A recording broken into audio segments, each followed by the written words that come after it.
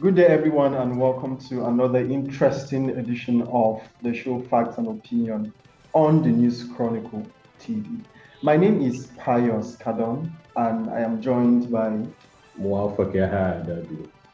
On the program Facts and Opinion. We reel out some, topical issues for you to, share your opinions on, and then we get to talk about these issues. And we don't get to talk about these issues alone here in the studio. We invite an analyst to join us, analyze some of these issues. And on today's edition, we are going to be speaking with a freelance journalist and a public affairs analyst. And I'm talking about Mr. Raji Hussein Olani, who joins us via Zoom. Mr. Olani, you're welcome. Good morning. It's good to have me. Thank you so much. So, like I said earlier, we are going to, raise the curtain with these topics. First, we're going to look at the political appointees, who are meant to, face resignation on or before the 31st of March. Political appointees who are seeking elective position in the 2027 rather general election. And of course, we're also going to look at, dollar high as 1,360 resignation on or before March 31st. Yes, I'm here. I can barely hear you. If you were following when I was reading out some of the topics that we're going to be talking about. Yeah, I got some of the topics. You said we are looking at the political appointees as per concerning the 2027 election, as well as the issue of the dollar to naira, as well as the issue of price hike in the petroleum resources.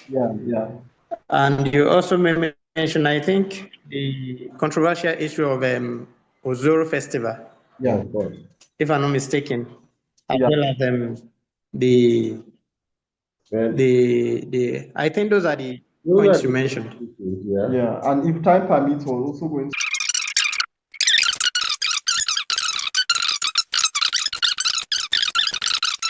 That's what I'm saying now. Obi may decide to look for a soft landing in order, by trying to meet up or joining with other political aspirants. Now, when you look at it, Kwankwaso is not that doing well in Kano State as it is now, because if he has a very good understanding with the governor, Abagida, he wouldn't have left that party. And a sitting governor, leaving a party that is still trying to find its ground is a very big blow for the leader of that particular party. Now, I believe with the visitation, Obi may decide to join hand with Kwankwaso in order to do what? To continue with each other. Now, where the problem lies is that Obi will not be ready to do running mate for Kwankwaso. Kwankwaso will not be ready to do running mate for Obi. Now, Obi and his followers. We'll get back to you in a while. So, Mr. Muwaffaq, looking at what Raji is saying, are we likely to see what played out in 2023? My question, I wanted asking a question. Yes. In this arrangement, from what Mr. Raji have been saying, where are we keeping Atiku? Where are we keeping Amechi? You understand? Definitely. I understand that, yes, every party is going to have a primaries before, and is will be likely going to go back to Labour Party. Is there a possibility of that? Because personally, I don't know. Yes, he's a juggernaut, he's a big wig, but at the same time, I kind of have a feeling that he might not be able to get in ADC. That's like that's like something that even his own disciples said they were not going to, rally around the ADC if their own favorite does not get the presidential. Of course, it's expected. That is why I'm saying, are we likely to see what played out in 2023 come 2027? Because when PDP. Okay, now All those has already been tabled for former Vice President Atiku Abubakar, and I believe once they claim the ticket, the obedience may not be in support. Then former Minister of Transport or Works, former Minister of Transport will also not be supportive of it. So ADC has not put its house in order, which will be a very big blow for them in 2027. So now that visitation by former governor of Anambra State to Council is to just find a soft landing for him in 27. Maybe there'll be some kind of platform. There will be some kind of easy opportunity to use the NNP as a platform to run for the presidential election in 2027. I think that's the major issue that is on ground. And they all are trying to play their cards according to how it will favor them. Yeah, and I think that's a good way to put it there. I think just like you said, Obi is trying to weigh his options and then trying to secure some of the alternatives. Especially in the north. Yes, and then looking at the fact that he feels he might not really secure the presidential ticket in the ADC. So what is best for him is to test the waters in NNPP and see if it doesn't work in ADC. He pitch tents with Kwankwaso in the NNPP and see if it's going to work out for him. But the contending issue is if Kwankwaso is going to allow Obi be the presidential candidate. So that is where the bone of contention Well, I feel our politicians are quite smart, especially when it comes to who does what and who takes what. What are you giving me in return? In the long run, what am I going to get? What deals are we making? Because I want to believe all these things are all about what deals are we making and who makes the best deals. Definitely. So, yes, I can relinquish power for you. I can step back for you, but what am I getting in return? So I feel yes, they might have a certain kind of arrangement within themselves that can actually be a good one. All right. So this is a better way to put this, and then I like I said, in a couple of days we're going to see how things are going to pan out, especially when these parties hold their convention, and then we get to see interest play out in different camps of those who are interested in the presidential position. So let's look at the dollar rate and of course the surge in fuel price. This is one thing that has I'm been laughing. affecting a lot of Nigerians, especially the fuel hike. I'm laughing because Nigerians are very dramatic. Okay. Nigerians are very resilient, but at the same time, very, very dramatic. We might not protest, even though I had the labor unions planning to protest, but we might not actually protest because we usually find a way around it, usually, no matter how hard it gets. What is most disheartening is the fact that a dollar, the fuel price right now, 1 liter is higher than $1 in Nigeria. A major oil producing state we have a private refinery, a functional private refinery that should be able to feed the country.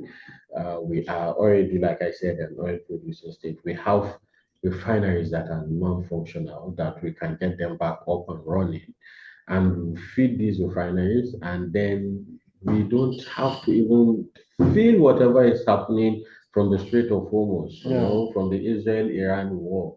But we happen to find ourselves in this turmoil, we happen to find ourselves in this drama where we are now at the mercy of the Western countries and their unending battles. And I feel that is one problem with not being able to be proactive in most of policies as a country. This particular increase was seen in fuel price. This particular scarcity, I would say, that we're currently experiencing is because of our inability to be proactive, especially in the energy sector, because it is an artificial scarcity. It is something that came as a result of the crisis in the Middle East, Yes, of course. Iran and all. But imagine if we had put some things in place, making sure that, okay, we understand that this is our mainstay. Oil, petrol is the mainstay of Nigeria's economy. So if you understand that this is your mainstay, you're going to do everything possible to ensure that it is secured, not just for the present, for the future. For the future, you understand? So if anything messes up with the flow of this particular mainstay, you've already created an absorber for your citizens. That, okay, if this thing happens, this is what we're going to do. The coping mechanism yes, that we apply. But in a situation where you're just allowing the whole thing to autopilot itself, everything is just going, you just feel nothing is going to happen to it. So if something little touches on it, is going to affect the entire system. Which brings me to the question, what happened to the fuel subsidy revenue?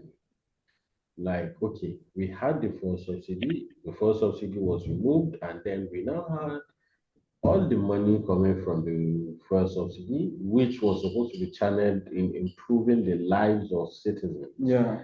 Now, in improving the lives of citizens in Nigeria, history have taught us that it always revolves around fuel price, right? Food, healthcare, services, whatever it is, still revolves around fuel. Because whenever anything happens to our fuel and the prices change, everything changes. Everything changes, from transportation fare to food to whatever, everything changes. So we know that everything of ours revolves around this.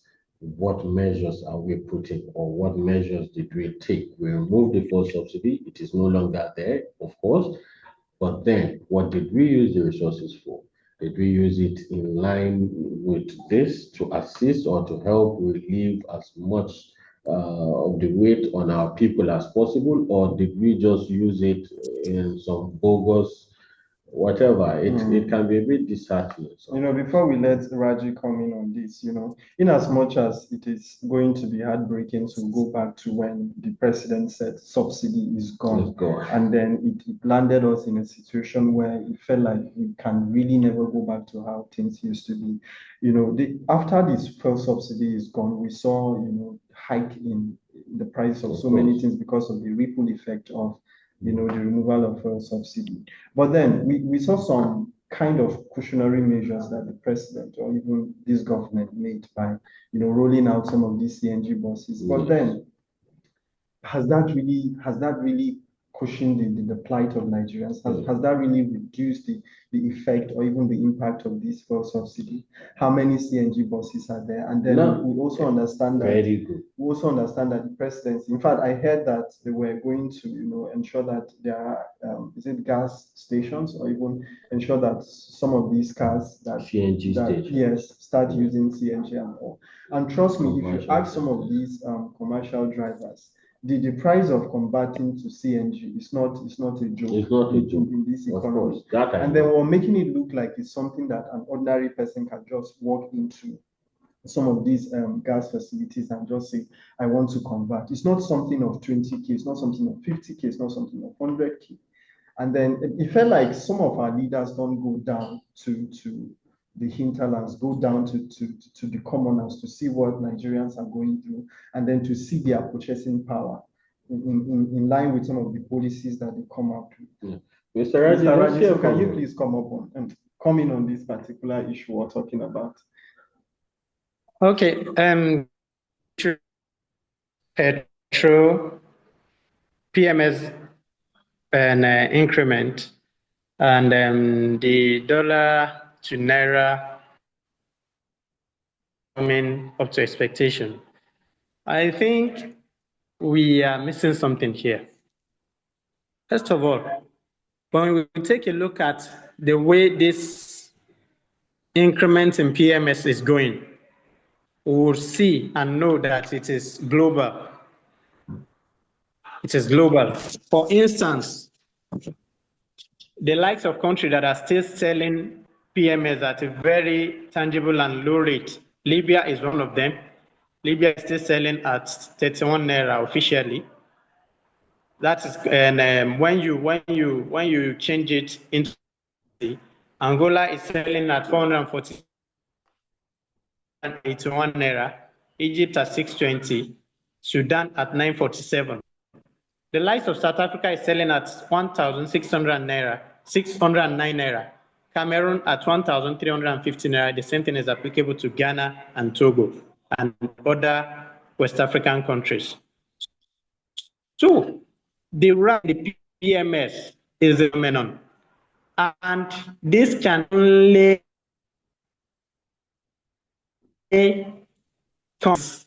going on in the Middle East come to a halt.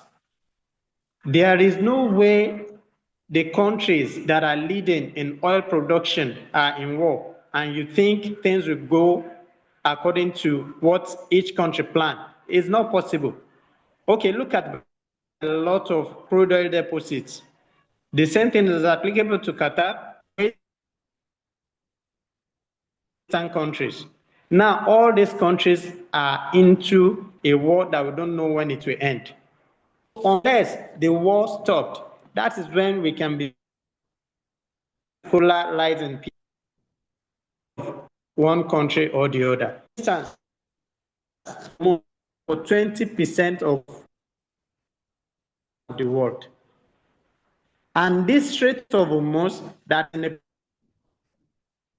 down up to today, since the war started. So except there oil in Nigeria, but the rise in the petroleum agreement. For instance, $115 today. Wow. So the higher the product. Now, let Dangote's refinery is a salvage for Nigeria in this situation, because majorly all the PS, diesel, kerosene, whatever we are using, the agro and fuel that we are using in Nigeria. So supposing this war met Nigeria in that situation, where would the country would have been today? It would have led to what? Anarchy and higher inflation in price. Poverty would have increased. So I think where the government needs to come in is to just look at how they can bail out some people. There is need for what? For wage award to continue, in order for civil servants not to bear the brunt. The civil servants are the major one bearing the brunt of this crude oil increments now. So now, the increment in crude oil leads to what? Leads to more inflow of cash for the federal government, because federal government majorly are the what? Are the sole owner of crude oil in Nigeria. So if there is inflow of cash for the country, then the government needs to look how they can salvage the situation by looking at how they can what? How they can remedy this increment in the fuel, because the increment in fuel price will lead to cost of living, as well as income, because the income, the minimum wage is still pegged at 70,000 naira at federal level, while states are paying. Mr. Rajiv, sorry? Yeah, we are pressing for time, so maybe we'll just try to round off on this topic, then we move to the next topic, and then we round up. Mr. Muwaffaq, can you say something on yes. So looking at the last topic we're going to be looking at, it is quite controversial, recently we saw videos surfacing online of the Ozoro festival that happened in Delta State, which is quite disheartening to see young men seriously harassing women, saying that it's like a rape feast or something. It was a harrowing experience. It was something else. Yeah, very a very bitter experience. Very bitter. In as much as a country, each region of the country have their own culture, tradition, and all. But I think you should, have some level of decorum and then some level of reservation as to how you practice your culture. In fact, when I saw the video, it was disheartening, it was heartbreaking, it was, I don't know, because you cannot, I was imagining myself in that situation where you are in somebody's let me say somebody's top. You understand, where you don't really understand how they operate, you don't really understand their culture, and then you're caught in between, and then you don't even, I mean, it's in 2026 we should not be doing this as a country. When I saw the king speaking, addressing members of NANS among other youths, he was visibly pained because clearly he doesn't even know about it. He didn't know about it. He cannot say, according to what he said, which was quite funny, he said, I cannot say I don't know, which will indict me because it happened on my grounds. And I cannot say I know because it will also indict me because that means I took part in it. But he's aware of the culture, right? He's aware of it never happened according to him during his time. It is the first time, I think, they said in over 20 years. Now, the chief herbalist of the community, I think, was arrested alongside some community members and youths. The most painful part about this was the fact that I saw children, young boys around the age of 14, 13, 15, joining in this crazy activity. It's like training them to take over when the adults must have. These are children that don't even know their left from their rights yet. So let's have Raji come in. What do you think about that, Mr. Raji? I think the festival, whatever it is a barbaric one. It is archaic and something that needs to be thrown into the river where it belongs, that can never be seen again. Because there are some cultures, traditions that are drawing the country back. Just like when I was reading this man's book, there was a country. What's the name of the author? This late professor. He said, and when one white man said he came to Nigeria, and he said he saw on the truck, man was whack. So he was terrified that man was whack.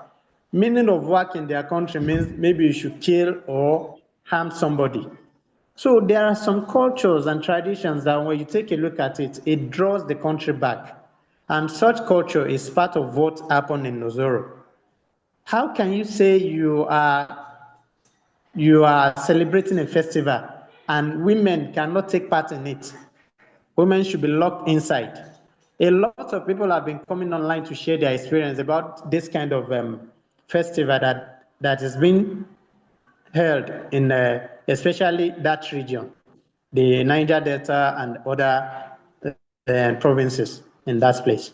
So I think it is barbaric. So far, I learned that 16 suspects have been arrested, and according to the state government, the festival has been banned, but it is banned on paper. Will it be followed to the latter? That is what we don't know.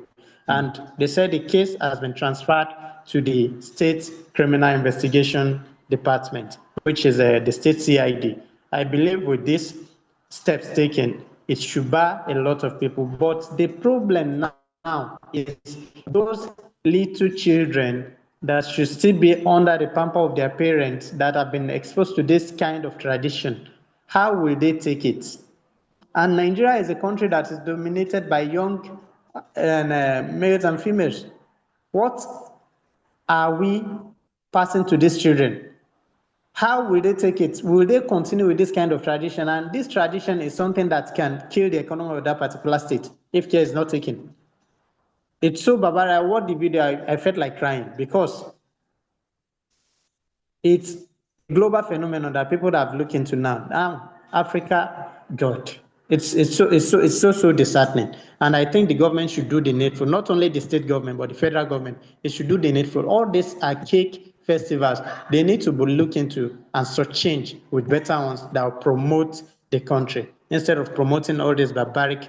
And I learned that even before the festival will take place, they will announce to the public that this particular festival is taking place now. Nobody should come out. Any lady should not come out. But this particular one, no announcement was made. That means there is purpose for that particular festival, and which the government need to look into. Muwaffaq, I was going to touch on that because there is no part of this country where you go and then you don't find people practice one culture or the other. Whether that culture sits well with you morally or not, but then, I mean, they have the right to practice their culture. But for as long as they do it in the right way, for as long as they initiate a better way of doing it, such that it does not infringe on other people's rights, I think it is welcome. But in a situation where you observe your cultural festival, and then you end up infringing in people's right, and then subjecting people to such humiliating and it's so uncalled for. So it's for the kingdom, to do something about it, such that if such is going to happen next time, they should, ensure that they find a better way of, going about practicing this culture in such a way that it doesn't, infringe on people's rights. Because we are Nigerians, you have the right to feel free. Of course, but when you look at cultures are meant to be changed with the coming of modernization, the coming of religion, Christianity, and Islam. A whole lot of things have changed in our cultures. We have found a way of changing, reviewing some of the rights. In the East, for example, when you go for your marital rights, for the marriage rights, where the bride will pass you palm wine. Right now, lately, if you are not a drinker of palm wine, juice is replaced with palm wine. Now that is culture being fine-tuned, right? Now imagine if we had continued with the killing of twins, just like it started. Along the line, we realized no, it's not proper. We had to change, the whole thing. Now in the North also, forget whatever it is. In the North also, there are some of these traditions. We have the Bori culture also, the Bori tradition, the Bori religion entirely, which at some point to an extent, they are almost even about going extinct right now because religion, Islam have taken over the North, and a lot of these religions, you hardly see them being practiced, right? Now, this does not mean that cultures should not be practiced. Or some of these practices should be eliminated. Completely. If you have to do it right. But when you are going to do it and it is going to affect someone physically, mentally, however it's going to affect this person, please, I don't see the need for it. Yeah, it should be fine-tuned, to sit with the times. It should if not eliminated. If not eliminated. Yeah, most definitely. Of course. So let's have your final words on, the 3 topics. Maybe you can match in, say, 2 seconds. Maybe you match the 3 topics we talk about. your final take. I believe with what is happening now, Nigeria can still find its ground when it comes to, I believe with what is happening is opening the eyes of a lot of people, and I believe we can get it right with time. Thank you very much. All right. Thank you for joining us.